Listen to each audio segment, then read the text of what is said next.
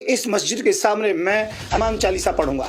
मैं ये कहना चाहता हूँ, हनुमान चालीसा का तो हम सम्मान करते हैं, हनुमान जी तो हमारे इष्ट हैं, परंतु हनुमान चालीसा का दुरुपयोग करने वाले राज ठाकरे तुझे दौड़ा दौड़ा के पटक पटक करके मारूंगा। किसी के बिल्डोजर से हमें डर नहीं लगेगा, और दम है तो बिल्डोजर चलवा के दिखाइए, मैं भी देखता हूँ, बिल्डोजर हमारे पास भी है। ऐसा नहीं है मुस्लिम समाज चुप बैठा है, वो समझदार हैं, वो इसलिए चुप नहीं बैठे कमज़ोर हैं, वो इसलिए चुप बैठे कि समझदार हैं। हिंदुओं को एक करेंगे, अरे हिंदू अलग कहाँ हैं। मैं एक बात को कहना चाहता हूँ, हिंदू और मुसलमान तो इस प्रकार से हैं जिस प्रकार से हाथ की उंगली के अंतर्गत में नाखून और मांस है। राज ठाकरे को फिर कहूँगा, दम है तो आइए दिल्ली के अंतर्गत में। अयोध्या जा रहे हैं, अयोध्या एक नाटक करने के लिए जा रहे हैं, और यदि मैं चाहूँगा तो किसी भी प्रकार से राज ठाकरे अयोध्या में भी तुझे पैर नहीं रखने दूंगा। किसी मंदिर के ऊपर बताइए हरा झंडा जो कि उन्होंने फहराया हो, या किसी प्रकार से कोई कब्जा इस प्रकार से किया हो। बाल ठाकरे से कहूँगा, बाल ठाकरे दम है तो पहले दिल्ली में आके दिखा, और दिल्ली में आकर के एक बार घोषणा कर कि इस मस्जिद के सामने मैं हनुमान चालीसा पढ़ूंगा।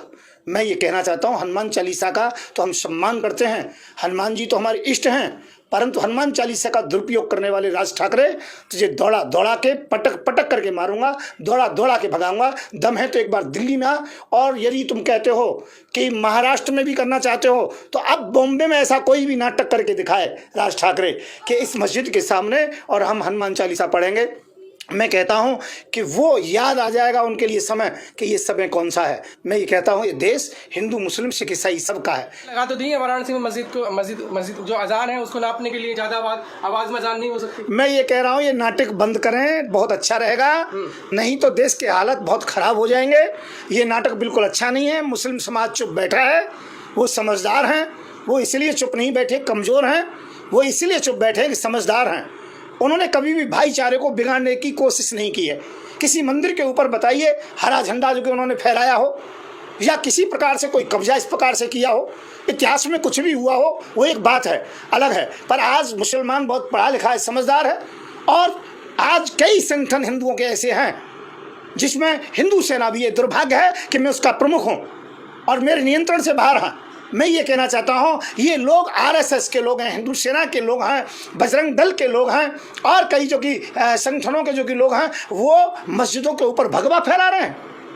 अरे मैं ये कहना चाहता हूँ, क्यों काल के गाल में जाते हो, क्यों जो कि आग से खेलना चाहते हो, देश को किस रास्ते पर ले जा रहे हैं। और ये देश का दुर्भाग्य है कि आज हमें ऐसा प्रधानमंत्री मिला है, वो केवल हिंदू मुसलमान की बात करता है। वो हनुमान चालीसा और अजान के अंतर्गत में ये देखता है कि होना चाहिए कि नहीं होना चाहिए। उसे रोजगार के विषय में नहीं पता है कि कितने लोग बेरोजगार हैं, उन्हें महंगाई के विषय में नहीं पता है कि कितनी महंगाई हो रही है।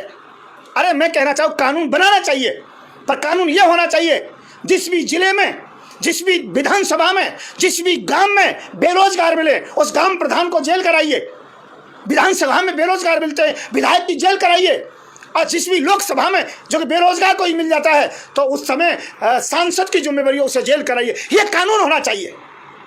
और जब महंगाई होती है, उस प्रदेश के अलग अलग रेट होते हैं कुछ सामान के, उस प्रदेश के मुख्यमंत्री को जेल में डालें। डंका बज रहा है। मैं ये कहना चाहता हूँ, डंका बज रहा है, ये पागलपन है, केवल कुछ नहीं है। और लोगों को भांग खिला दी है उन्होंने, जो लोग इस प्रकार की बातें करते हैं। मोदी जी, इसका हार्स बहुत गलत होगा। आज लोगों को इस प्रकार से कर दिया है जिस प्रकार से पिंजड़े में फंसने वाला चूहा, वो ये नहीं जानता कि वहाँ पर रोटी मुफ्त की रखी है, राशन कुछ खाने को दाने दिए जा रहे हैं, वो किसी ने फंस रहा है।